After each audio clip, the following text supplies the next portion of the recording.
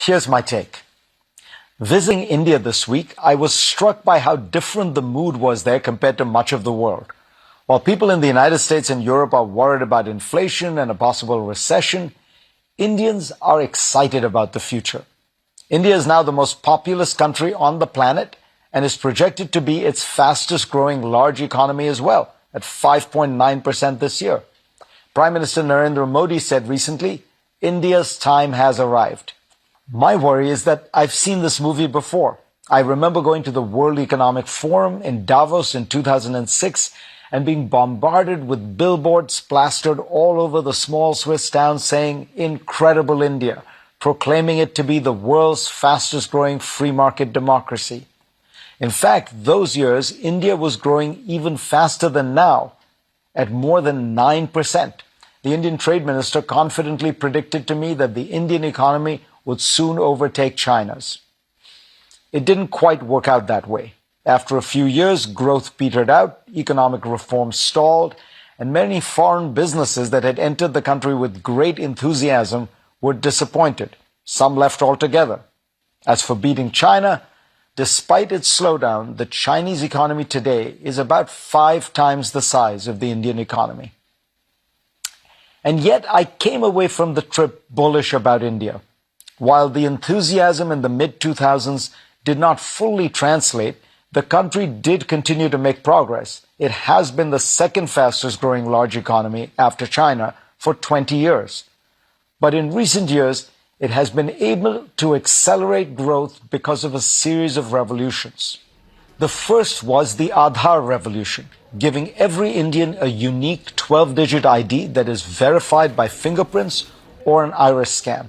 It sounds simple, but it is, in Nobel laureate Paul Romer's words, the most sophisticated ID program in the world. Today, 99.9% of adult Indians have a digital ID that can be used to verify instantly who they are and thus set up a bank account in minutes. Literally, I've seen this done. Or it can be used to transfer government payments to recipients directly and with little skimming or corruption. Aadhaar enrollment is open to all and free, but its most distinctive feature is that it is publicly owned and operated. Unlike in the West, where digital platforms like Google or Facebook are private monopolies that can share your data to make a profit. Entrepreneurs can even build businesses on Aadhaar, and when you use the platform, you don't pay those persistent fees that are ubiquitous in the West. The second is the geo-revolution. Mukesh Ambani, India's biggest and most ambitious business leader, made a staggering $46 billion bet that by offering very cheap phones and data packages, he could get most Indians on the internet. It worked. With most using smartphones as their computers, over 700 million Indians now use the internet. India's usage of data is larger than the next 2 countries, China and the United States, combined. The third is an infrastructure revolution, which is readily apparent to anyone visiting India. Spending on roads, airports, train stations, and other such projects has exploded. Government capital spending, CapEx, has risen 5-fold since fiscal year 2014. The average construction of national highways has roughly doubled, as have seaport capacity and the number of airports. Mumbai is finally building an extensive set of bridges, roads, tunnels, and metro lines that could truly connect all parts of India's leading economic center.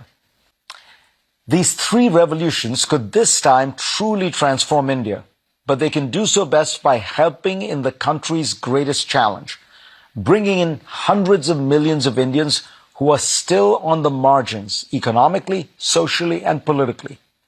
As of 2019, about 45% of Indians, more than 600 million people, live on less than $3.65 a day. Nandan Nilekani, the visionary architect of Aadhaar, describes how to create jobs in a novel bottom-up way. Rather than the Chinese-style top-down approach of building 100 new factories that employ tens of thousands of workers, he envisions using Aadhaar to get loans to the millions of small businesses scattered throughout the country. He said to me, if 10 million small businesses get loans that let them each hire 2 more people, that's 20 million new jobs. The even larger challenge of inclusivity is around India's women, who are still pressured in various ways not to work outside the house.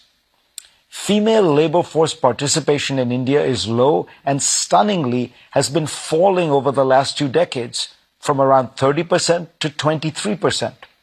Of the G20 countries, not even Saudi Arabia's is lower.